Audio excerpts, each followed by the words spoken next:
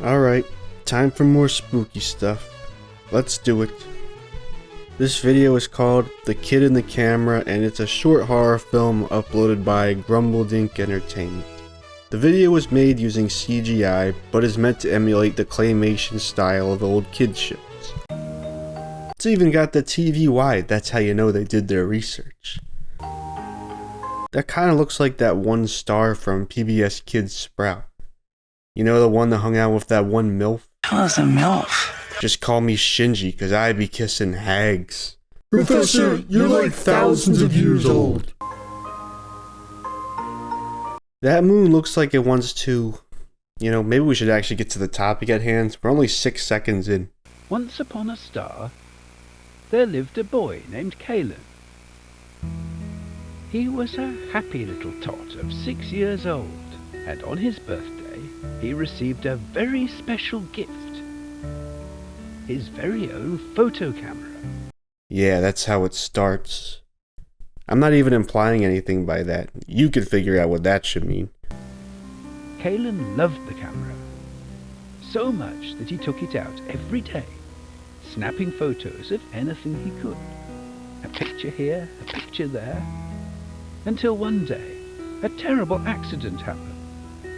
What are the odds he trips on the one fucking branch in this big empty field?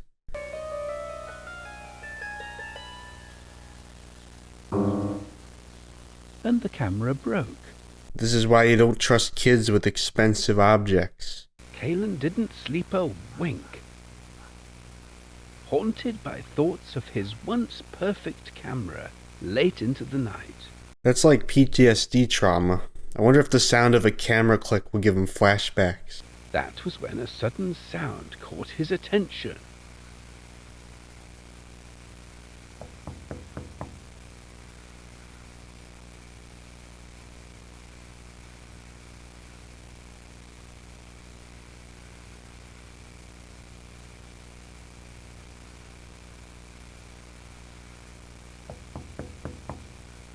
Yeah, if I hear knocking at 2 AM, I'm pissing myself.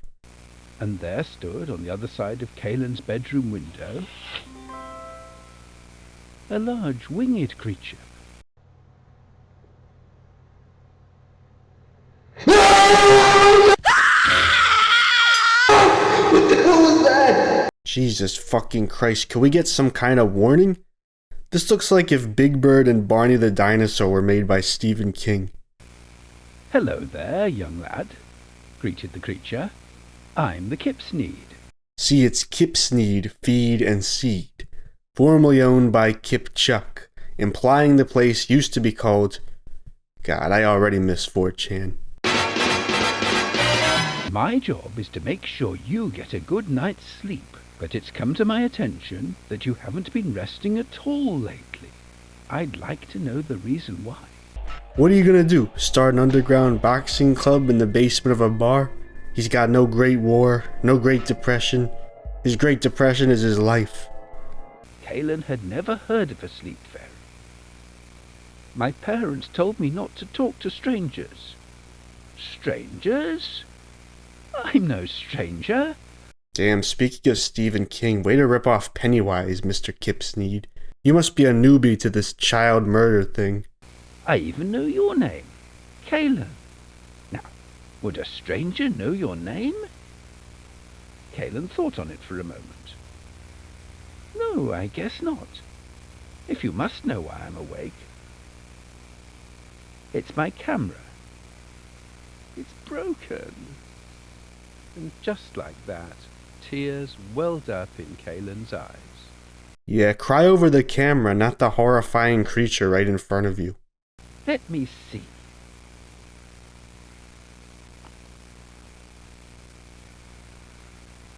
Then the Kipsneed had an idea. Why don't I get this camera fixed for you?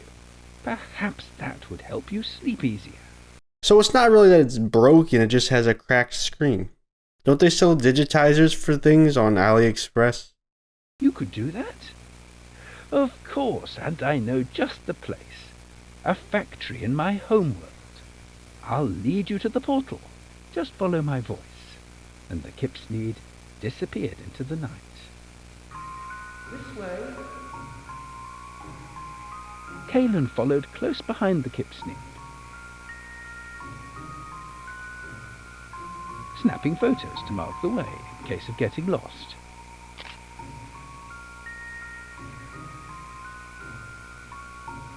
Over here.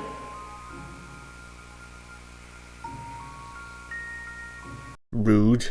Won't even lead you there. Just gotta figure it out based on the proximity of my voice. Well, he doesn't want to make it too easy for him.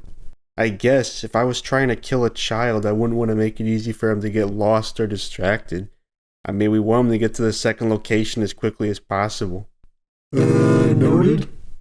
Don't give me that. This is all hypothetical.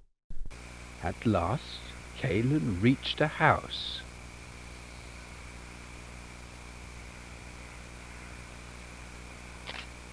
So I guess the camera's a bit more broken than the screen because the pictures are all fucked up.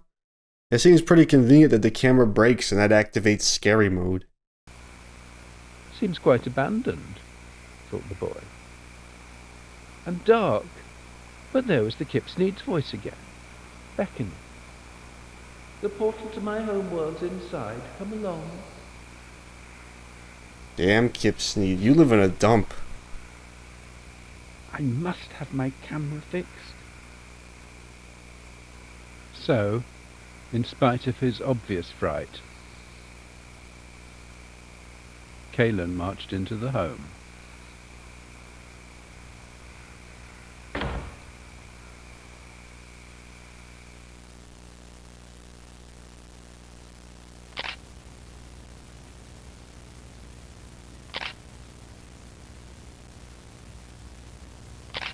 Oh, fuck me. Fuck me to hell. No, no. Hell no, we're not doing this.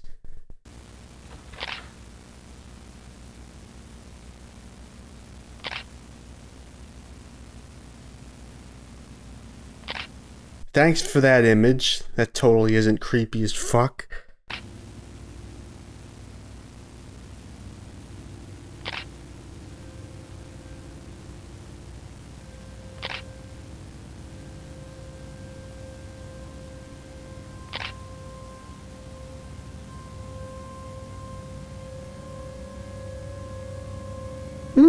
Well, it seems like I'm fucked.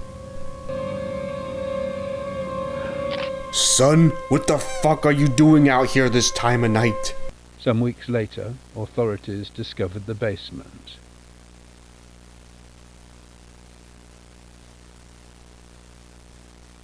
The rest of the boy was never found.